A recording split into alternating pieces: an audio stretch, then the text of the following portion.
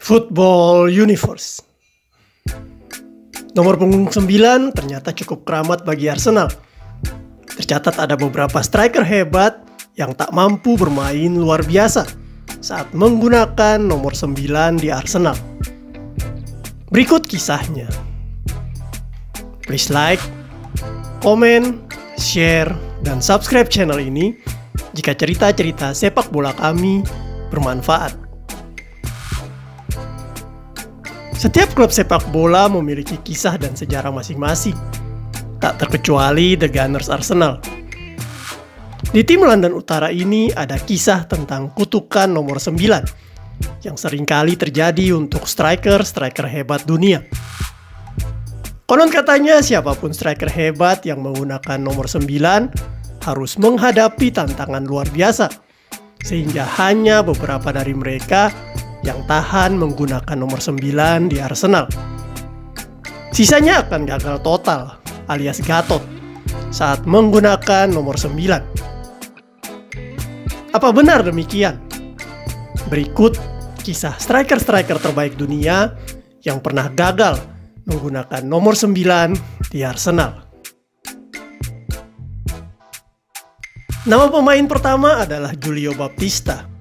Dia didatangkan Arsene Wenger pada tahun 2006 dengan status pinjaman dari Real Madrid. Waktu itu Arsenal sebenarnya memiliki seorang pemain berbakat yang menggunakan nomor 9, yaitu Jose Antonio Reyes. Tetapi mereka rela menukar Reyes dengan Baptista. Striker ini memang terkenal sangat subur di Liga Spanyol. Dia adalah predator mematikan saat berseragam Sevilla, kemudian Real Madrid. Di depan gawang, dia selalu dapat memanfaatkan peluang sesusah apapun menjadi gol. Dan karena memiliki fisik yang tinggi besar, dirinya pun sangat tangguh saat berduel bola-bola udara maupun merebut bola. Tapi rupanya setelah di Arsenal dan menggunakan nomor 9, Baptista tampil sangat mengecewakan. Dia seperti kehilangan permainan terbaiknya dalam sekejap. Baptista diberikan kesempatan tampil di hampir semua pertandingan Arsenal, sebanyak 24 kali. Tetapi sayangnya Baptista hanya mampu merobek gawang lawan sebanyak 3 kali. Hasil ini tentu saja sangat mengecewakan. Dan setelah masa peminjamannya berakhir, dia pun dipulangkan ke Real Madrid. Nama kedua adalah Eduardo da Silva. Pada musim 2007, Arsene Wenger naksir seorang striker serba bisa yang dimiliki Dinamo Zagreb. Pemain ini adalah pemain keturunan Brazil yang memiliki skill joga bonito hebat, layaknya seorang Ronaldo fenomenon. Sebanyak 73 gol juga telah ditorehkannya di Zagreb selama 4 musim terakhir. Maka tanpa ragu sedikit pun, Wenger mau mengeluarkan uang sebesar 13,5 juta euro untuknya. Kedatangan Eduardo di Arsenal bertepatan dengan momen ketika Van Persie mengalami cedera, sehingga Eduardo kemudian dipasangkan dengan Adebayor di lini depan. Tak butuh waktu lama untuk Eduardo menunjukkan kreativitasnya, dan karena itu lini depan Arsenal tetap terjaga ketajamannya. Striker bernomor 9 ini sangatlah lincah dan mampu bermain sesuai dengan cara Wenger, sehingga dia pun sangat dicintai fans Arsenal. Sayangnya pada Februari 2008, Eduardo mengalami hal menyedihkan, yaitu kakinya patah saat melawan Birmingham. Hal ini kemudian membuatnya harus segera dioperasi dan menjalani pemulihan kurang lebih selama setahun. Sewaktu dapat kembali bermain, penampilan Eduardo sudah tak seperti dahulu.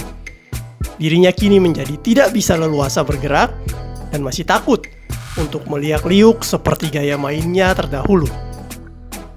Akibatnya dia pun mengalami penurunan drastis, dan pada tahun 2010 dia harus berpisah dari Arsenal ke Shakhtar Donetsk.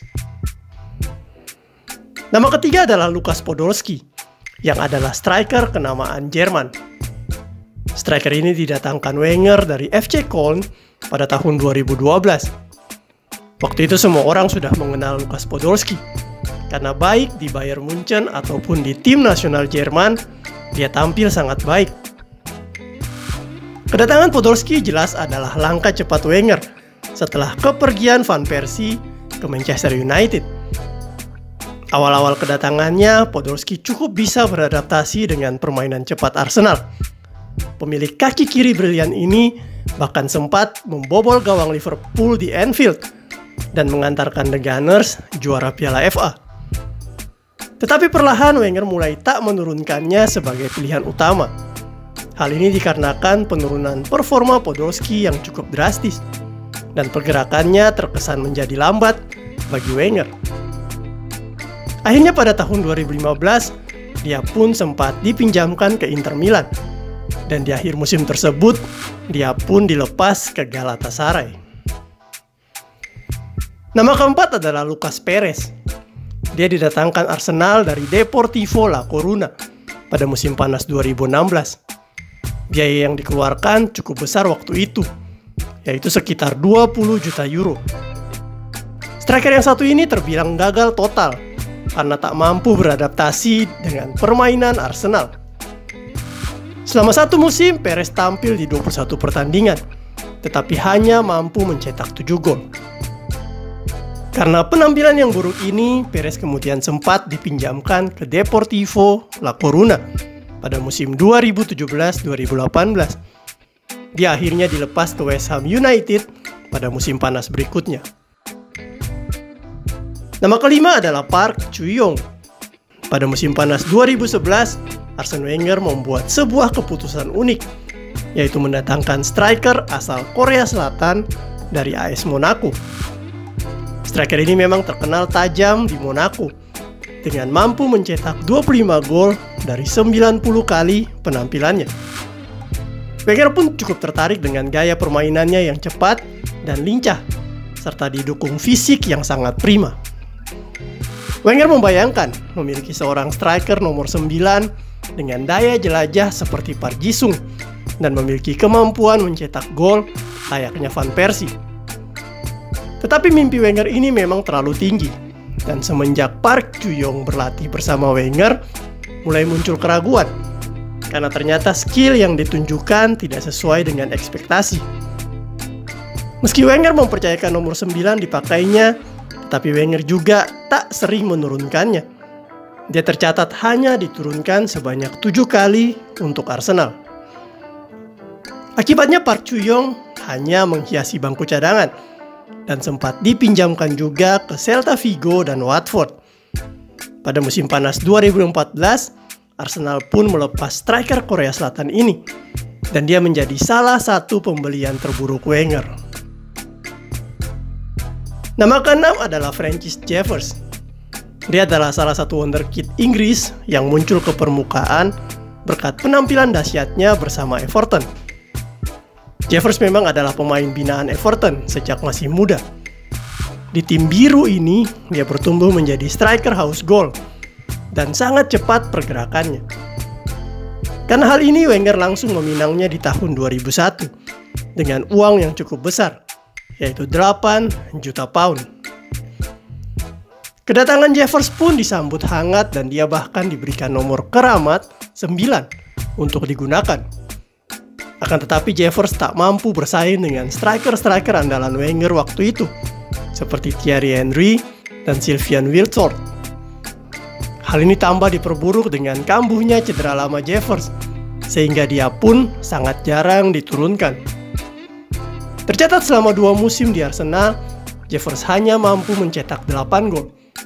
Pada tahun 2004, akhirnya Wenger melepas Jeffers. Nama terakhir adalah Davor Suker, yang merupakan seorang striker fenomenal di zamannya. Di Piala Dunia 1998, dia mampu mengantarkan timnya Kroasia lolos sampai semifinal dan memenangkan juara 3. Di turnamen akbar ini, dia juga menjadi top skor dan mendapatkan Golden Boot. Di timnya Real Madrid, Suker juga tampil sangat baik dan membawa mereka memenangkan beberapa gelar bergengsi.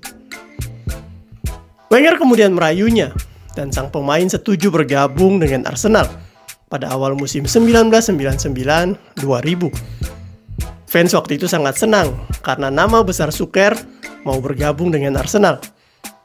Mereka pun sudah berandai-andai Suker dapat mencetak gol-gol indah seperti yang diciptakannya di Piala Dunia. Tetapi pada kenyataannya Suker tampil mengecewakan dan dia pun kesulitan mencetak gol. Gaya bermain indahnya juga perlahan sirna dan di lapangan dia seperti bukan pemain bintang. Dari 39 pertandingan yang dipercayakan kepadanya, dia hanya mampu mencetak 11 gol.